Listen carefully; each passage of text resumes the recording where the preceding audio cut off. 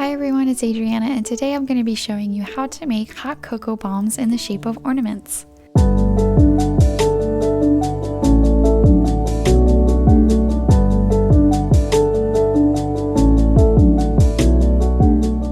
The mold I'm showing you today has 8 cavities that makes 4 uniquely decorated ornaments. When you step away from making spherical hot cocoa bombs, there are 2 things that you have to consider. You need a mold that's super flimsy so you can push the shell out without cracking it. And as one of my subscribers wisely noted, you need symmetry, so you need the 2 halves to fit together perfectly, otherwise you'll have holes. The first set of ornaments that we'll be doing just uses chocolate, so just white chocolate and milk chocolate. So what you want to do is take about 6 ounces of white chocolate, and this is compound chocolate, so we're not tempering, we're just melting it and we're going to use it. So 6 ounces of Merkins is the brand that I'm using in a microwave safe bowl, and microwave for 30 seconds on high power. Pull it out and then give it a good stir. After another 30 seconds, this is what my compound chocolate looks like. So it's kind of still intact, but once you start stirring it, it all becomes melted and ready to use.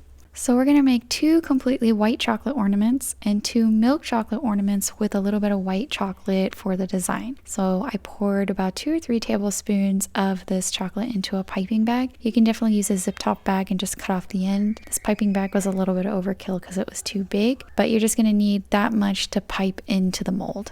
So grab your mold and just start piping into the indentations of the mold. The smaller the hole that you cut on the end of your piping bag will lead to a decreased flow in chocolate. So this will give you more control. The only thing is that it is going to be a little bit slower, but I tend to try to cut as small a hole as possible, especially for an intricate design like this. One thing that's important is that if you really want to get good definition in the color contrast, so this is going to be white on milk chocolate, make sure that the white chocolate just stays within the indentations and doesn't come out into the flatter ornament surface, because that's going to actually show up when you put down the milk chocolate. Once you've completed the design, tap the mold on the counter pretty hard. That's going to get rid of all the air bubbles. They're pretty obvious on something like this, so don't worry, just tap it really hard on the surface and then go in and try to fill in any of the gaps. Now, if you're not interested in doing any kind of piping, I'm going to show you if you just pour a single chocolate in the molds. So this is going to be similar to the milk chocolate joy ornament that I did in my last tutorial, which I know a lot of people are having trouble finding that mold. So hopefully I can show you here. Even if you just do a single color, it's still really pretty. Okay, tap the mold to settle the chocolate and then take a small spoon and spread the white chocolate up and around the ornament cavity. Now swirl the mold around to spread all of the white chocolate inside the mold. Dump out the excess chocolate, and after this step I usually use my offset spatula to clean up the negative space between the molds, but since it came out pretty clean, I'm just going to move ahead with the paintbrush and clean up any bald spots and bring up the sides just a little bit. One particular area to pay attention to is the top of the ornament, as this is extra added piece than a regular sphere, and so when you take it out, that tends to be the #1 place that breaks for me. So what I often do is put 2 or 3 times the amount of chocolate that I normally would in the rest of the shell, and that kind of protects it from breaking when you take it out. So if you're doing 2 types of chocolate like I'm doing right here, I let the white chocolate set for about 5 minutes. Well, in the meantime, I just prepared this milk chocolate in the microwave in the same way that I prepared the white chocolate. But by that time, the white chocolate ornaments were kind of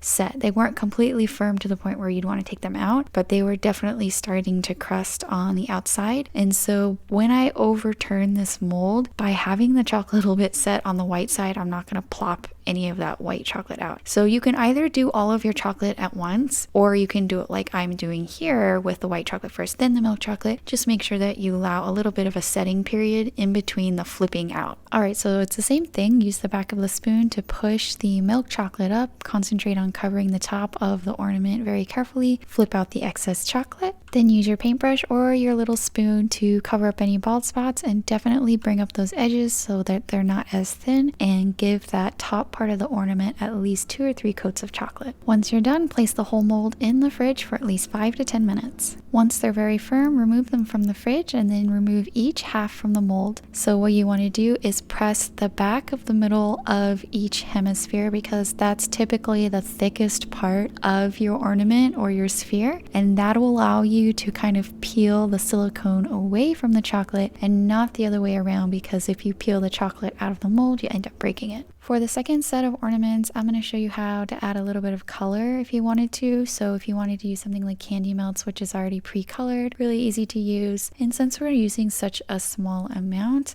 you don't really taste it. I'm not really a fan of eating a lot of candy melts all at once.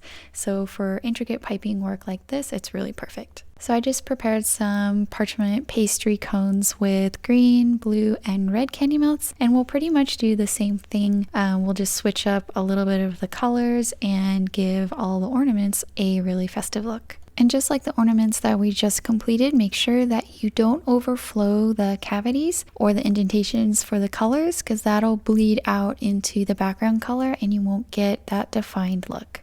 Now to backfill this set of ornaments, I'm using Merkin's dark chocolate. It's almost the same exact method that we did before. Anytime though that you're using two types of chocolate, so in the previous example where we were doing white chocolate with milk chocolate, or in this case when we have candy melts on the bottom and dark chocolate on top, when you do the spoon to smooth around the chocolate or use the paintbrush later on, just make sure that you're not pressing too hard to the point where you're actually touching the candy melts, because that's going to disturb the chocolate down there. Because the chocolate is kind of warm, it is probably melting the candy melts underneath, but if you don't touch that below that surface, it should be okay. Okay, and once you're happy with everything, stick the whole mold in the fridge for at least 5 to 10 minutes. And all you have to do is remove them from the mold and they're ready to fill. All right, line up all of your matching halves, and then I like to use the warm pan method, and so what I'm doing here is just taking half of the halves, half of the half ornaments, and melting down the edges of the ones that look bad. So actually the milk chocolate ones ended up being okay, but if any of the ornaments have any kind of jagged edges or maybe slight holes like this one, what I'll often do is kind of melt it down so that it's nice and clean and that you can put the two halves together really easily. Now for these, we're just going to use regular hot cocoa, about a tablespoon for each bomb. We are going to switch up the marshmallows for these bombs, so let me show you what I have in my pantry. We have these peppermint mini marshmallows that I picked up from Trader Joe's.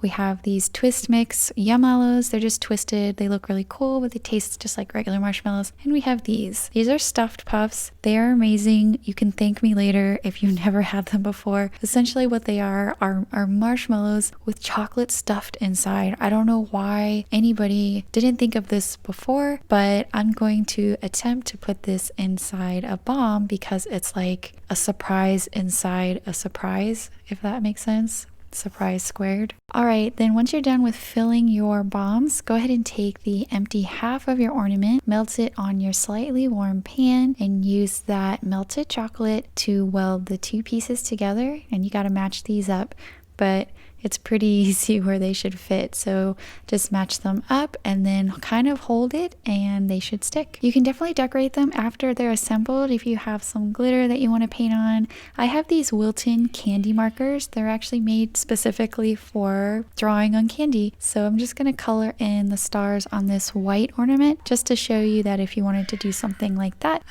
it's pretty easy. And here are the finished ornament bombs. I'm really excited to see how the stuffed marshmallow bomb is going to turn out, and I've actually never used it inside of a bomb before, so I'm just going to show you that one today.